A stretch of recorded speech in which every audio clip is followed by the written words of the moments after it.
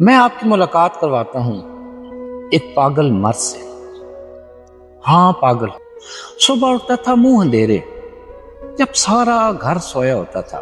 رات کو تھکا ہارا لوٹتا تھا، جب سارا گھر سو چکا ہوتا تھا۔ اس کے جوتوں کا تلا گھس گیا، مگر اس نے نئے جوتے نہ لیے۔ اس کے کپڑے پرانے ہو گئے، مگر اس نے نیا سوٹ نہ لیا۔ اس نے اپنے درد کو مسکراہٹوں کی چادر اڑا دی، اور جب بڑھاپا آیا قدم لڑکھڑانے لگے، کمر جھک گئی، مگر اب گھر والوں کے پاس فرصت نہ تھی۔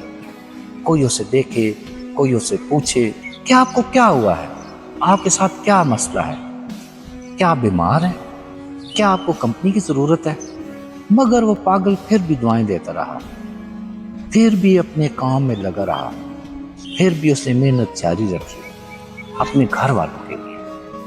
ہاں یہ باپ ہے، یہ ایک باپ ہے جس نے اپنی ساری زندگی اپنے گھر والوں کے لیے قربان کی، اور آج اس باپ کو آپ کی ضرورت ہے۔ کچھ بھی نہیں کرنا، کچھ بھی نہیں کرنا، تھوڑا سا وقت دینا ہے، بس تھوڑا سا وقت دینا ہے، تھوڑی سی چاہت دینی ہے، تھوڑی سی اپنائیت دینی ہے۔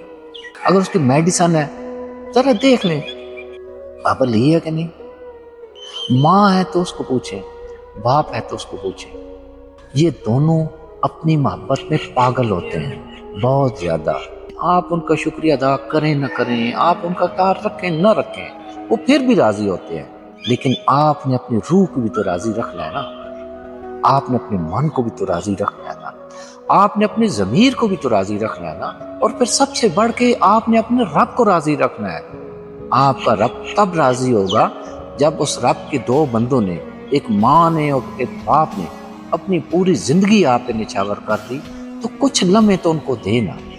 آپ یقین کریں جب آپ ان کے پاس بیٹھیں گے تو صرف ان کو نہیں، آپ کو بھی خوشی ہوگی، صرف ان کو نہیں آپ کو بھی سکون ملے گا، صرف ان کو نہیں آپ کو بھی شفا ملے گی۔ آپ کو وہ سکون ملے گا جو آپ لاکھوں کا کاروبار کریں، آپ کروڑوں کا بزنس کریں، وہ سکون وہ خوشی نہیں ملے گی۔